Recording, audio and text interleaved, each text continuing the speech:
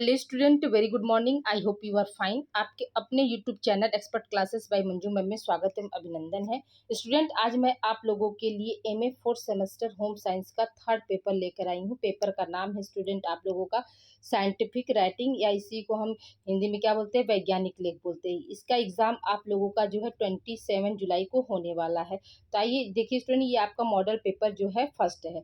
देखिए स्टूडेंट, बहुत से स्टूडेंट परेशान है कि कल का पेपर खराब है। खराब पेपर नहीं हुआ स्टूडेंट, आप सभी लोग पास हो जाएंगे। ठीक है, परेशान बिल्कुल मत होइए, क्योंकि देखिए 25 नंबर का जो है आप लोगों का क्या है, इंटरनल एग्जाम होता है। ठीक है, 25 नंबर का क्या है, इंटरनल एग्जाम होता है। और आपका क्या यूनिवर्सिटी से क्या है, आपका जो है 75 नंबर का यूनिवर्सिटी से होता है। तो मान लीजिए 75 में आप लोगों ने अगर 35 क्वेश्चन भी सही किया है, और ये आपका 25 में से मान लीजिए आपको वहाँ पर कॉलेज से 20 नंबर मिल गया, तो आपने क्या किया, 55 मार्क्स गेन कर लिए ना स्टूडेंट, 55% हो गया ना। तो इसलिए परेशान मत होइए, किसी का भी बैक नहीं लगेगा। आइए हम आगे जो है आगे की पेपर की तैयारी करते हैं स्टूडेंट। ठीक है, परेशान बिल्कुल मत होइए कि पेपर खराब है। देखिए, जो अच्छे से पढ़े होंगे स्टूडेंट ना, वो अच्छे से कर लेगा। जो बारीकी चीज़ों को नहीं ध्यान दिए होंगे, तो वो जो है कंफ्यूजन में रहे होंगे। ठीक है, देखिए पेपर कल का जो है इतना टफ नहीं था, सिर्फ क्या है, शब्दों को थोड़ा सा घुमाया था। और क्या था, 10 से 15 क्वेश्चन आप लोगों का जो है कॉमन सेंस के ऊपर था स्टूडेंट। ठीक है, तो देखिए आइए पहला क्वेश्चन हम देखते हैं स्टूडेंट, कि सांख्यिकी सारणी को सांख्यिकी की आशु लिपि यानी शॉर्ट हैंड कहा गया है, यह कथन किसका है? पहला ऑप्शन क्या है आपका, श्रीमती यंग है। दूसरा ऑप्शन है रॉबिन्सन। तीसरा ऑप्शन है रविन्द्रनाथ टैगोर। और चौथा ऑप्शन इनमें से कोई नहीं। तो हम क्या बताएंगे कि जो सांख्यिकी सारणी को सांख्यिकी की आशु लिपि यानी शॉर्ट हैंड कहा गया, यह कथन जो है आपका क्या है, श्रीमती यंग है स्टूडेंट। ठीक है, यहाँ पर पीवी यंग होना चाहिए। तो क्या है, आप याद रखिएगा कि श्रीमती पीवी यंग के द्वारा जो है यह कथन कहा गया था। ठीक है, अगले प्रश्न की ओर चलते स्टूडेंट। अगला प्रश्न हमारा क्या कह रहा है कि तालिका बनाने के उद्देश्य हैं। ठीक है, तालिका बनाने के उद्देश्य हैं। पहला ऑप्शन क्या है आपका, तथ्यों को सुस्पष्ट तथा बोधगम्य बनाना।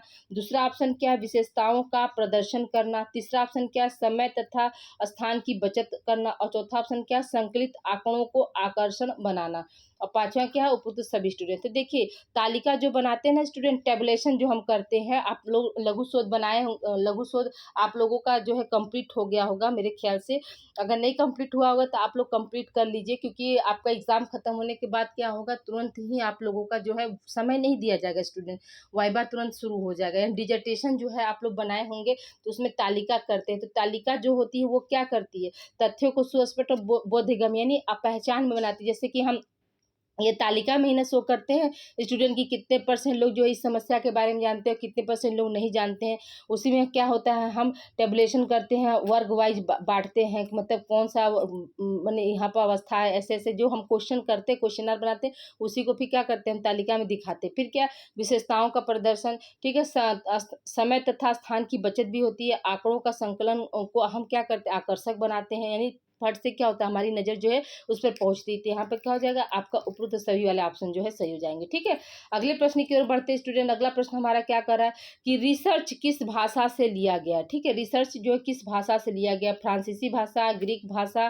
ठीक है, तो याद रखिएगा कि इसका आंसर क्या हो जाएगा, आपका फ्रांसीसी भाषा हो जाएगा। ठीक है, रिसर्च जो है आपका किस भाषा से लिया गया, फ्रांसीसी भाषा से लिया गया। अगला प्रश्न हमारा क्या कह रहा है स्टूडेंट कि रिसर्च का शाब्दिक अर्थ है। तो रिसर्च का शाब्दिक अर्थ क्या होता है, तो याद रखिएगा कि देखना होता है, खोज करना होता है, सब दिशाओं में जाना और पुरुष सभी स्टूडेंट। रिसर्च का मतलब क्या होता है कि पुनः, मतलब किसी चीज को हम क्या करें, दोबारा से खोज कर रहे हैं, तो उसका मतलब क्या होगा, आपका देखना भी हो जाएगा। ठीक है, आपका खोज करना भी हो जाएगा और सब दिशाओं में जाना भी हो जाएगा। ठीक है, तो यहाँ पे क्या हो जाएगा, आपका उपयुक्त सभी हो जाएगा स्टूडेंट। ठीक है, रिसर्च का शाब्दिक अर्थ क्या होता है, देखना, खोज करना, ठीक है, और क्या है, सब दिशाओं में जाना। ये तीनों ऑप्शन क्या है, आपके रिसर्च के शाब्दिक अर्थ के अंतर्गत आते हैं।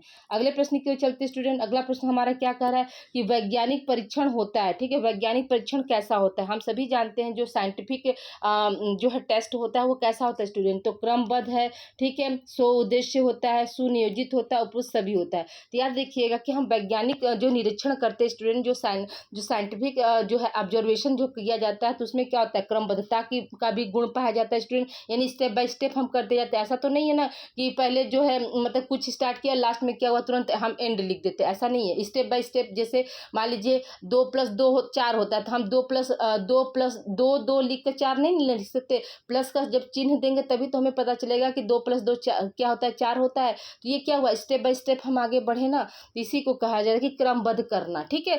फिर दूसरा क्या, स्व उद्देश्य, यानी जो है आपका क्या है, कोई भी हम रिसर्च कार्य करते हैं स्टूडेंट, तो उसके पीछे क्या होता है, हमारा उद्देश्य होता है। हम कोई, जैसे आप लोगों ने कोई भी टॉपिक लेकर अपना डिसर्टेशन बनाया है, मान लीजिए आप लोगों ने कुपोषण पर अगर बनाया है कि धात्री महिलाओं में कुपोषण, या मान लीजिए नवजात शिशु में कुपोषण, या मतलब जो है बच्चों में कुपोषण, तो जो कुपोषण है तो उसके पीछे क्या उद्देश्य है, यानी आप कुपोषण को कैसे खत्म कर सकते हैं, क्या अभियान चलाएंगे, क्या खाने में उनको देंगे आपकी, जो कि कोई भी बच्चा जो है कुपोषण का शिकार न हो। तो ये क्या हुआ, आपका उद्देश्य हुआ ना, इससे क्या हुआ, हमारे देश और समाज को क्या हुआ, लाभ मिला ना स्टूडेंट। तो वही चीज़ है, तो यानी क्या होता है, हमारा जो है कोई भी हम मतलब रिसर्च करते हैं तो उसमें क्या होता है, हमारा उद्देश्य शामिल होता है। फिर क्या है, सुनियोजित करना, यानी हम किसी भी समस्या को लेकर उठाएं और उसके बाद उसका काम जो किए, और काम करने के बाद क्या उसको मतलब एक सुनियोजित करके, मतलब एक रूप के जो है एक प्रपोजल के रूप में क्या होता है, हम प्रस्तुत करते हैं, वही क्या होता है, हमारा सुनियोजित होता है। इसलिए यहाँ पे क्या हो जाएगा, आपका उपयुक्त सभी हो जाएगा। ठीक है। अगले प्रश्न की ओर बढ़ते स्टूडेंट। अगला प्रश्न हमारा क्या कह रहा है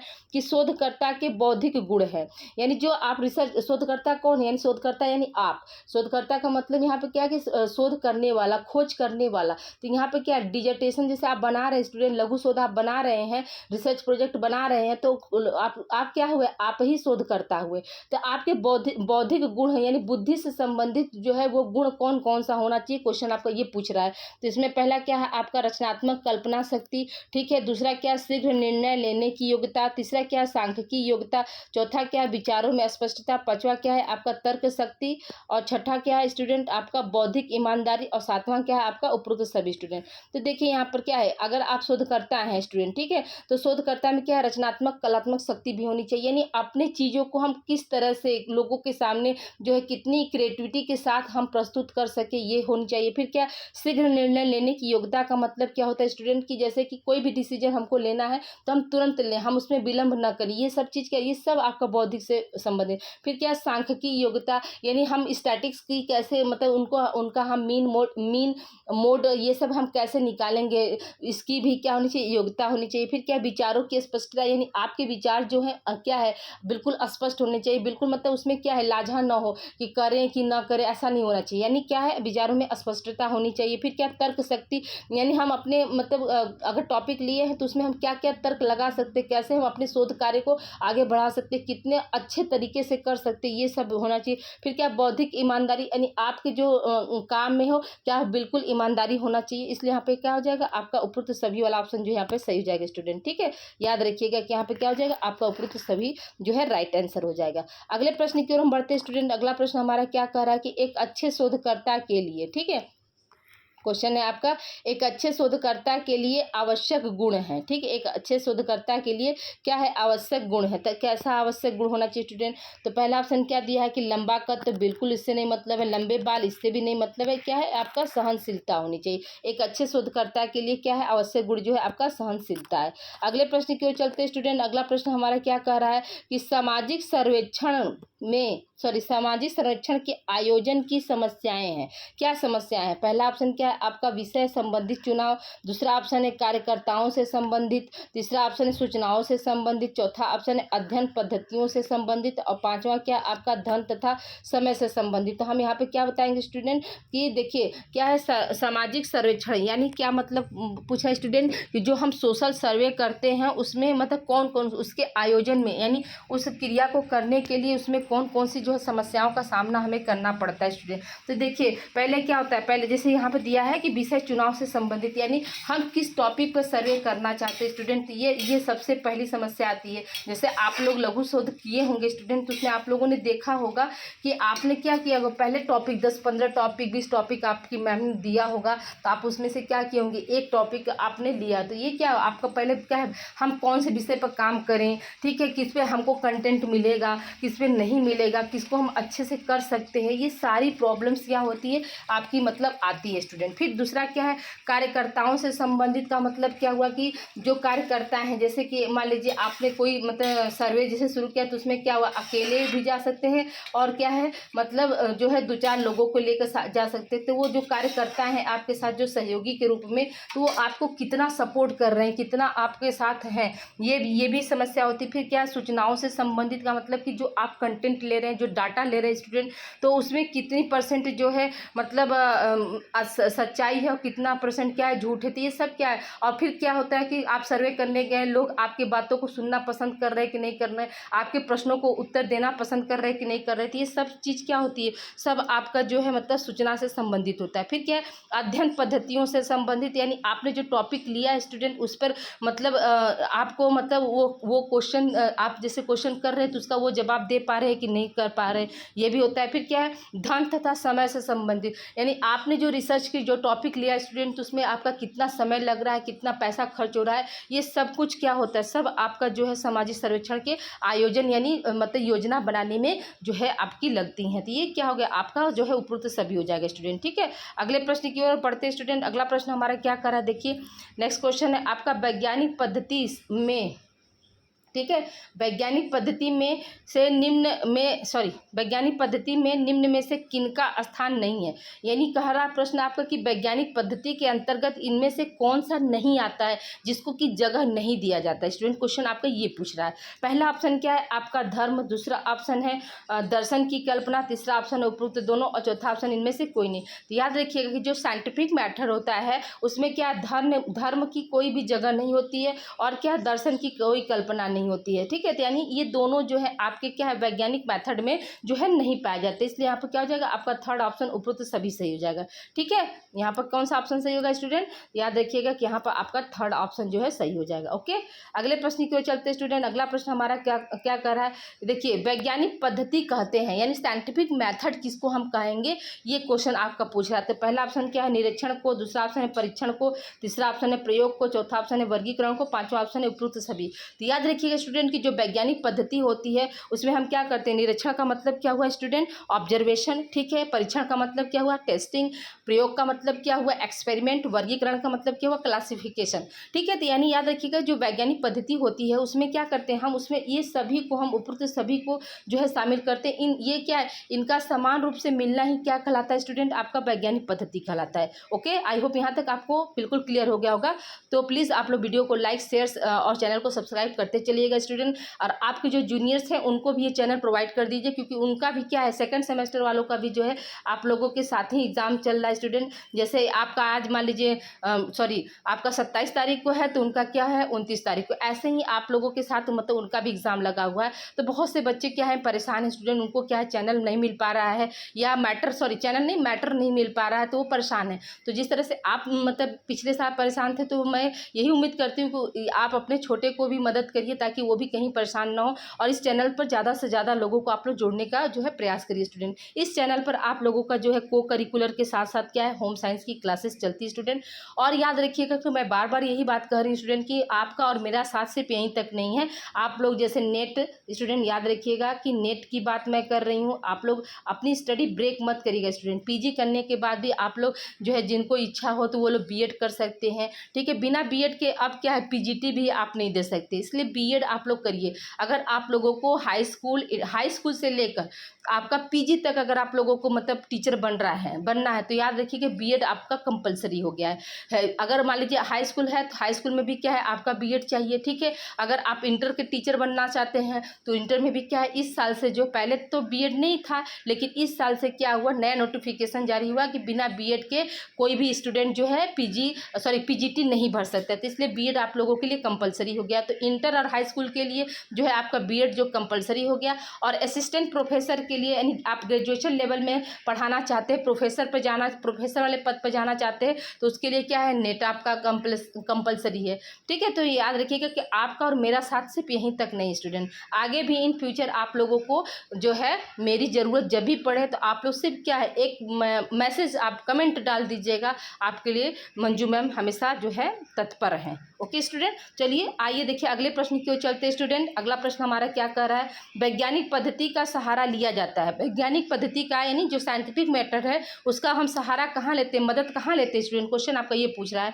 पहला ऑप्शन क्या है आपका प्राकृतिक विज्ञानों में, दूसरा ऑप्शन है सामाजिक विज्ञानों, तीसरा ऑप्शन है उपरोक्त दोनों, और चौथा ऑप्शन इनमें से कोई नहीं। तो याद रखिए स्टूडेंट, जो वैज्ञानिक पद्धति होती है उसका हम सहारा कहाँ लेते हैं, प्राकृतिक विज्ञानों में भी लेते हैं, यानी नेचर से संबंधित जो आपका साइंस है उसको उसमें भी लेते हैं, और सामाजिक विज्ञानों का मतलब क्या हुआ कि जो हमारे समाज में हो रहा है, जो सोशल मतलब जो रिसर्च हो रहे हैं समाज के लिए हो रहे हैं उसमें भी लेते हैं। इसलिए यहाँ पे क्या हो जाएगा आपका उपरोक्त दोनों हो जाएगा स्टूडेंट। ठीक है, आई होप यहाँ तक आप लोग को क्लियर हो गया होगा। अगले प्रश्न की ओर चलते हैं स्टूडेंट। अगला प्रश्न हमारा क्या कह रहा है, विज्ञान का संबंध पद्धति से है न कि विषय सामग्री से है, यह कथन किसका है। देखिए स्टूडेंट, यहाँ पर क्या क्वेश्चन कर रहा है कि विज्ञान का संबंध जो है पद्धति से है और न कि क्या है विषय सामग्री से। ठीक है, तो ये जो है कथन, तो ये देखिए ये बात भी आपका सही है कि कोई भी हम रिसर्च जो करते हैं, ठीक है, तो क्या करते हैं, कोई भी हम मतलब रिसर्च कर रहे हैं तो उसमें क्या होता है पद्धति हम लेते हैं न कि विषय सामग्री से, यानी उसमें क्या क्या मैटर हमारा लगा। विषय सामग्री का मतलब क्या हुआ कि रिसर्च करते समय हमारा कौन कौन से हम टूल्स का यूज कर रहे हैं, कौन कौन से मेथोलॉजी यूज कर रहे हैं, इससे हमारा संबंध नहीं होता है। तो ये कथन किसका है स्टूडेंट, तो पहला ऑप्शन क्या दिया स्टुअर्ट, दूसरा ऑप्शन है कार्ल पियर्सन, और फिर तीसरा ऑप्शन है प्रोफेसर ग्रीन, और चौथा ऑप्शन इनमें से कोई नहीं। तो याद रखिएगा स्टूडेंट, ये जो है स्टुअर्ट का कथन है कि विज्ञान का संबंध पद्धति से है न कि विषय सामग्री से। ठीक है, अगले प्रश्न की ओर हम बढ़ते हैं स्टूडेंट। अगला प्रश्न हमारा क्या कह रहा है कि विज्ञान का अर्थ तथ्यों की खोज करने वाले तरीके से लिया जाता है, यह कथन किसका है। विज्ञान का अर्थ तथ्यों का मतलब स्टूडेंट की डाटा, तथ्यों का मतलब क्या हुआ डाटा की खोज करने वाले तरीके से लिया जाता है, यह कथन किसका है। तो पहला ऑप्शन क्या दिया आपका प्रोफेसर ग्रीन दिया, दूसरा ऑप्शन है कार्ल पियर्सन, तीसरा ऑप्शन है स्टुअर्ट, और चौथा ऑप्शन है लैंडिस। तो याद रखिएगा स्टूडेंट की जो विज्ञान का अर्थ जो तथ्यों की खोज करने वाले तरीके से लिया जाता है, यानी मैथोलॉजी शब्द यूज किया गया है। देखिए याद करने का तरीका भी आप लोग याद रखिएगा कि जैसे विज्ञान तथ्यों की खोज क्या है मैथोलॉजी, तरीके शब्द जिसमें आ जाएगा तो याद रखिएगा कि वो किसका है, वो प्रोफेसर जो है ग्रीन का है। ठीक है, प्रोफेसर ग्रीन का है। ओके, अगले प्रश्न की ओर चलते हैं स्टूडेंट। अगला प्रश्न हमारा क्या कह रहा है कि सभी विज्ञानों की एकता, देखिए स्टूडेंट, ठीक है, सभी विज्ञानों की एकता उसकी पद्धति से है न कि केवल उसकी विषय वस्तु में, यह कथन किसका है। देखिए सभी विज्ञानों की, यानी यहाँ पे क्या है टोटल ऑल साइंस की बात कर रहा है, टोटल ऑल साइंस की एकता की बात कर रहा है स्टूडेंट। तो याद रखिएगा कि आप ऐसे याद कर लीजिएगा कि मतलब विज्ञानों की एकता शब्द आ गया, यानी ये कथन किसका है, तो कार्ल पियर्सन का है। ठीक है, पियर्सन का मतलब पियर मतलब क्या याद रखिएगा, देखिए ट्रिक भी बता रहे, पियर का मतलब क्या होता है जोड़ा, पियर का मतलब क्या होता है जोड़ा। तो जोड़ा में क्या होता है, कपल में क्या होता है, हमेशा यूनिटी होती है ना, एकता होती है ना, तो इसलिए इसको ऐसे आप याद रखिएगा कि सभी विज्ञानों की एकता शब्द पर विशेष ध्यान दीजिए। हम पर्टिकुलर एक एक शब्द को आप लोग पकड़ कर देखिए तो ऐसे क्या होगा, आपको वहाँ पर कंफ्यूजन बिल्कुल नहीं होगा स्टूडेंट, कि सभी विज्ञानों की एकता उसकी पद्धति से है न कि केवल क्या है उसकी विषय वस्तु में है। ठीक है, तो एकता शब्द अभी तक किसी भी मतलब परिभाषा में नहीं आया, तो याद रखिएगा कि इसकी जो है मतलब किसने कहा है, तो याद रखिएगा कि कार्ल पियर्सन ने कहा है। ठीक है, अगले प्रश्न की ओर चलते हैं स्टूडेंट। अगला प्रश्न हमारा क्या कह रहा है कि विज्ञान विज्ञान ही है। ठीक है, ध्यान दीजिएगा, विज्ञान विज्ञान ही है चाहे वह भौतिकवाद में हो या फिर समाजशास्त्र में, यह कथन किसका है। देखिए विज्ञान विज्ञान ही है। अब देखिए यहाँ पर क्या विज्ञान जो है क्या टर्मिनोलॉजी जो है 2 बार यूज हो रही है। देखिए आपको ट्रिक भी इसलिए बताते चले स्टूडेंट ना कि आपको जैसे थोड़ा सा भी बर्डन ना हो और कोई भी कंफ्यूजन ना हो। अगर ये स्टेटमेंट वाले क्वेश्चन अगर आ जाते हैं, परिभाषा वाले क्वेश्चन अगर आ जाते हैं तो आपका जो है एक क्वेश्चन जो है आप लोगों का गलत ना हो, ये मैं सोच रही हूँ। तो इसलिए देखिए आपको अलग अलग जो है टर्मिनोलॉजी को भी हम बता रही हूँ कि कैसे आपको याद करना है। ठीक है, तो विज्ञान विज्ञान ही है। देखिए यहाँ पर विज्ञान क्या है लगातार 2 बार आया है, और अभी तक जो हम परिभाषा आप लोग को देते गए तो उसमें क्या है विज्ञान शब्द जो है एक ही बार आया है स्टूडेंट, और लगातार जो कंटिन्यू नहीं आया है।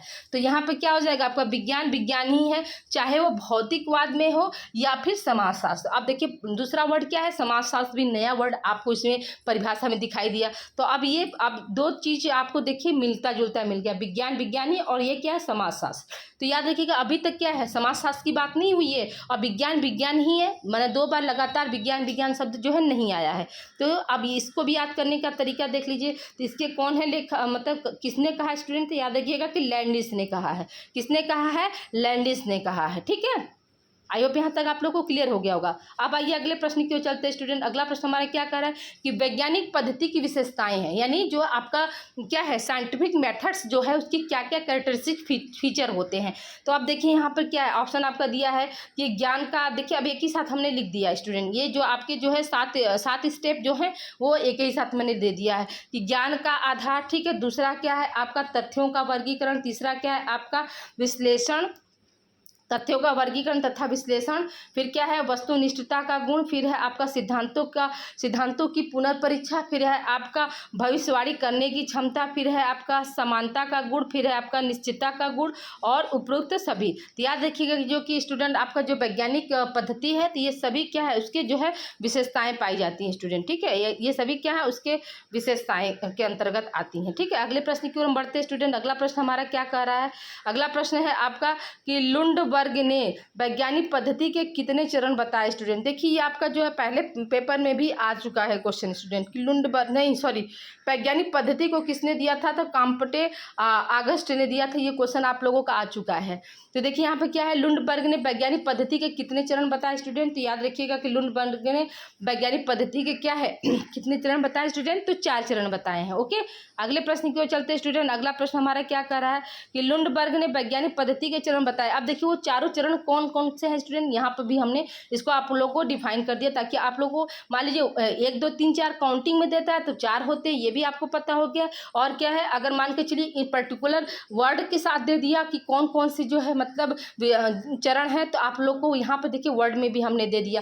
पहला ऑप्शन क्या है आपका स्टूडेंट कि कार्यशील प्राक कल्पना का निर्माण करना, ठीक है, कार्यशील प्राक कल्पना का निर्माण करना, यानी जो हम शोध करने जा रहे हैं उस पर क्या है, उस पर जो है मतलब हाइपोथेसिस मेरा क्या बनेगा। जैसे हम क्या करते हैं मान लीजिए हमने कुपोषण टॉपिक लिया स्टूडेंट, तो उसमें हम क्या करेंगे उसका हाइपोथेसिस हम क्या बनाएंगे, उसकी उपकल्पना हम क्या बनाएंगे कि आने वाले समय जो हम शोध कार्य कर रहे हैं तो आने वाले समय में जो है लोगों के लिए जो है कुपोषण मतलब कितना परसेंट जो है कम कर सकते हैं, ठीक है। पहले क्या था कुपोषण क्यों हुआ, किन कारणों से हुआ, उसको पता लगाना। और क्या है आने वाले समय में हम अगर ये इस टॉपिक पर हम रिसर्च कर रहे हैं तो इससे क्या है जनता को कितना लाभ होगा, देश को कितना लाभ होगा और कितने % तक कुपोषण जो है कम हो सकता है। ये सब क्या करें, ये सब हमारा उपकल्पना है स्टूडेंट, ठीक है, कि हम ये खाने में जा कर घर घर हम बच्चों को बताएंगे कि जो है माताएं हैं उनको बताएंगे कि आपको क्या करना है, अपने बच्चे को जो है रिच प्रोटीन यानी प्रोटीन की जो सोर्सेस है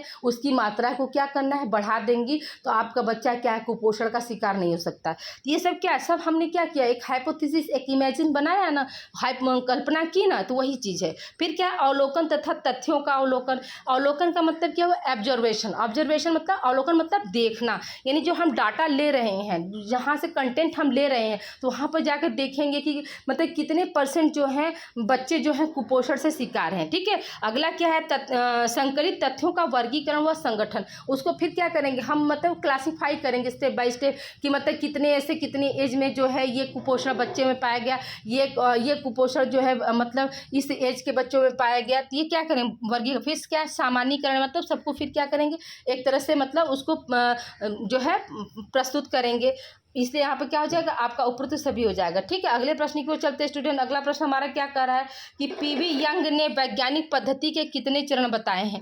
पीवी यंग के द्वारा जो वैज्ञानिक पद्धति के कितने चरण, देखिए ये आपका क्वेश्चन जो है सीरीज में भी दिया है स्टूडेंट, ध्यान दीजिएगा ये क्वेश्चन जो है आपका सीरीज में दिया है, लेकिन यहाँ पर क्या है आपके ऑप्शन जो वहाँ पर 4 दिया है, लेकिन याद रखिएगा कि पीवी यंग ने वैज्ञानिक पद्धति के जो चरण कितने बताए स्टूडेंट, तो 6 बताए हैं। देखिए आपका ये श्योर सीरीज में भी क्वेश्चन है स्टूडेंट, याद रखिएगा ये आपका क्या है श्योर सीरीज में भी क्वेश्चन है, वहाँ पे क्या है इसका आंसर जो है गलत है स्टूडेंट, ठीक है। उसमें क्या है आपका जो है 4 बताया, लेकिन जबकि 4 क्या है 4 आपका जो है लुंडबर्ग का है न कि पीवी यंग का। याद रखिएगा पीवी यंग का जो है वैज्ञानिक पद्धति के कितने चरण है, तो 6 चरण है, ठीक है।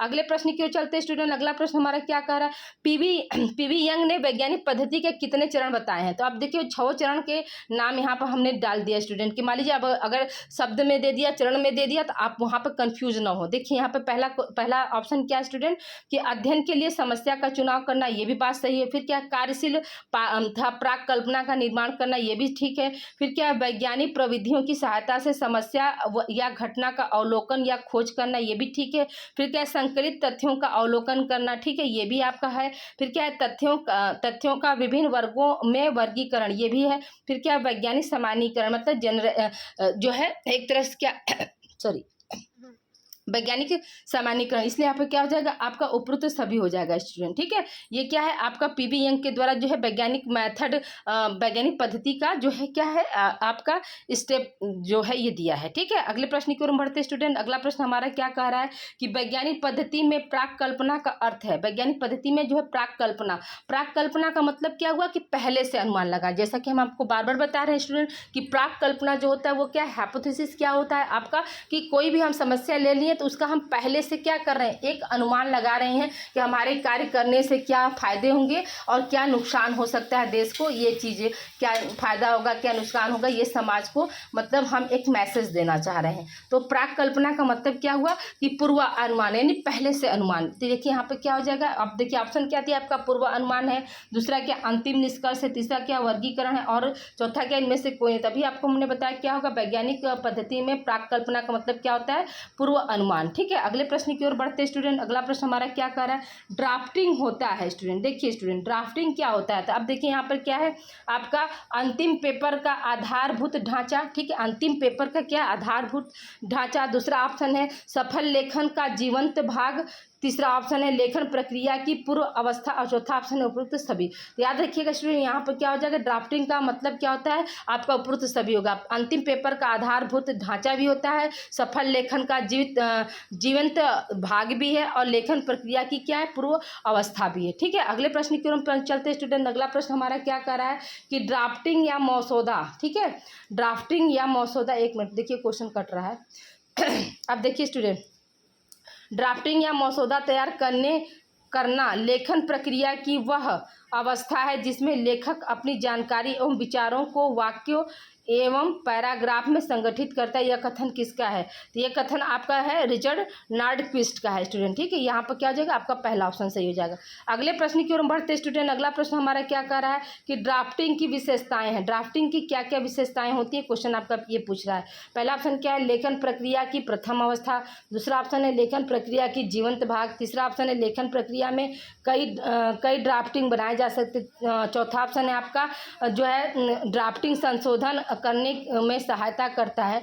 तो यहाँ पर क्या हो जाएगा, आपका उपरोक्त सभी हो जाएगा स्टूडेंट। ठीक है, यहाँ पर क्या हो जाएगा, आपका उपरोक्त सभी हो जाएगा। अगले प्रश्न की ओर हम चलते हैं स्टूडेंट। अगला प्रश्न हमारा क्या कर रहा है कि ड्राफ्टिंग के कार्य होते हैं। ठीक है, ड्राफ्टिंग के जो है कितने कार्य होते हैं, ये एक जगह आपको हमने लिख दिया स्टूडेंट कि ड्राफ्टिंग के क्या क्या कार्य होते हैं। तो याद रखिएगा, ये देखिए आपका क्या है, पहला है क्या, विचारों को संगठित करना। दूसरा ऑप्शन है अधिक एक रूप व जुड़े हुए वाक्य का विकास करना। तीसरा है आपका उदाहरण तथा विचारों की व्याख्या।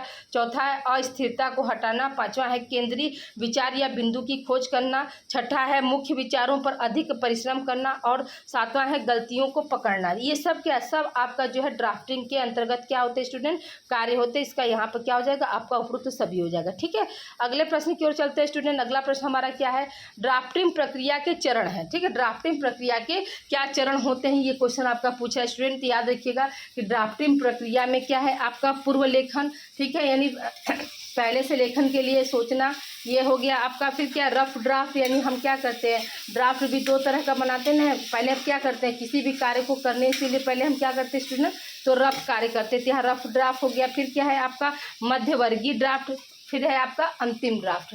याद रखिएगा कि यहाँ पर क्या हो जाएगा, आपका आंसर क्या हो जाएगा, उपरोक्त सभी हो जाएगा, यानी ये आपके सभी आंसर हैं। ठीक है, अगले प्रश्न की ओर चलते हैं स्टूडेंट। अगला प्रश्न हमारा क्या कर रहा है, क्वेश्चन नंबर आपका देखिए 27 क्या है, पूर्व लेखन के भाग हैं। पूर्व लेखन के भाग कौन होते हैं स्टूडेंट, तो पहला ऑप्शन क्या है आपका स्टूडेंट, मस्तिष्क। देखिए क्या है, मस्तिष्क को आंदोलित करना। दूसरा ऑप्शन है मुफ्त लेखन करना, तीसरा ऑप्शन है आपका रूपरेखा बनाना, चौथा ऑप्शन है उपरोक्त सभी। स्टूडेंट यहाँ पे क्या हो जाएगा, आपका उपरोक्त सभी हो जाएगा। ठीक है, अगले प्रश्न की ओर हम बढ़ते स्टूडेंट। अगला प्रश्न देखिए, यहाँ पर सुन लीजिए। कभी कभी क्वेश्चन आपको क्या कर देगा, पूर्व लेखन किसका भाग है। ठीक है, पूर्व लेखन या किसके अंतर्गत आता है, क्वेश्चन आपका आ जाएगा कि पूर्व लेखन जो है किसके अंतर्गत आता है। तो आपके जो है कुछ ऑप्शन में रहेगा प्राक कल्पना के अंतर्गत, दूसरा ऑप्शन रह जाएगा ड्राफ्टिंग, तीसरा ऑप्शन हो जाएगा उपरोक्त दोनों, चौथा ऑप्शन हो जाएगा इनमें से कोई नहीं। तो हम क्या बताएंगे कि जो पूर्व लेखन है वो किसका भाग है या किसके अंतर्गत आता है। तो याद रखिएगा स्टूडेंट, इसका आंसर क्या हो जाएगा, आपका ड्राफ्टिंग हो जाएगा। क्या हो जाएगा, ड्राफ्टिंग हो जाएगा। ठीक है, याद रखिएगा। ओके, अगले प्रश्न की ओर चलते हैं स्टूडेंट। अगला प्रश्न हमारा क्या कह रहा है कि लेखन लिखने की कला के तत्व हैं, कितने होते हैं। लेखन लिखने की कला के तत्व कितने होते हैं स्टूडेंट। तो याद रखिएगा कि 2 तत्व होते हैं। कितने होते हैं, 2 तत्व होते हैं। ठीक है, यहाँ पर याद रखिएगा, इसको बहुत बारीकी से आप लोग मतलब देखिएगा स्टूडेंट। मैं हमेशा क्या है आप लोगों के लिए ऑथेंटिक कंटेंट लेकर आती हूँ, ताकि आप लोगों को कहीं से भी मतलब जो है शब्दों का हेर फेर हो तो भी आप लोग विचलित न हो और आप लोग अच्छे से उसको कर लें। ओके, अब आइए हम अगले प्रश्न की ओर चलते हैं स्टूडेंट। अगला प्रश्न हमारा क्या कह रहा है, लेखन लिखने के लिए की कला के निम्न तत्व हैं। लेखन लिखने की कला के निम्न तत्व कौन कौन से, तभी आप लोगों को हमने बताया 2। तो पहला क्या है आपका संक्षिप्तता और दूसरा क्या है स्टूडेंट शुद्धता। यहाँ पर क्या हो जाएगा, आपका उपरोक्त दोनों हो जाएगा। ठीक है, अगले प्रश्न की ओर बढ़ते हैं स्टूडेंट। अगला प्रश्न हमारा क्या कह रहा है, क्वेश्चन नंबर 30 देखिए। संक्षिप्तता निलंबन से प्रारंभ होती है जबकि स्पष्टता हमारी आँखों के लिए महत्वपूर्ण है, यह कथन किसका है। तो याद रखिएगा, पहला ऑप्शन क्या है आपका कैथी हैंगिंग, दूसरा ऑप्शन अरस्तु, तीसरा ऑप्शन इनमें से कोई नहीं। तो याद रखिएगा इसका आंसर क्या हो जाएगा, आपका कैथी हैंगिंग हो जाएगा स्टूडेंट। ठीक है, आई होप यहाँ तक आप लोग को समझ में आ गया होगा स्टूडेंट। तो प्लीज़ वीडियो को आप लोग लाइक शेयर और चैनल को सब्सक्राइब करते चलिएगा। ये सारे क्वेश्चन आपके एग्जामिनेशन के पॉइंट ऑफ व्यू से मोस्ट इंपॉर्टेंट है स्टूडेंट। याद रखिएगा, ये सारे क्वेश्चन आपके एग्जामिनेशन के पॉइंट ऑफ व्यू से मोस्ट इंपॉर्टेंट है। देखिए स्टूडेंट, सुबह भी आप मेरी ड्यूटी है तो मैं आज आप लोगों को लिए 30 क्वेश्चन लेकर आई हूँ, लेकिन 30 क्वेश्चन जो है आपके मोस्ट इंपॉर्टेंट है स्टूडेंट। ठीक है, ओके स्टूडेंट, मिलते हैं हम अगली क्लास में। अगली क्लास जो स्टूडेंट देखिए कोशिश रहेगा स्टूडेंट कि आज रात को भी एक क्लास मैं आप लोगों की लगा दूं। ठीक है, okay, thank you for watching. मिलते हैं हम अगली क्लास में, अपना ध्यान रखिएगा स्टूडेंट।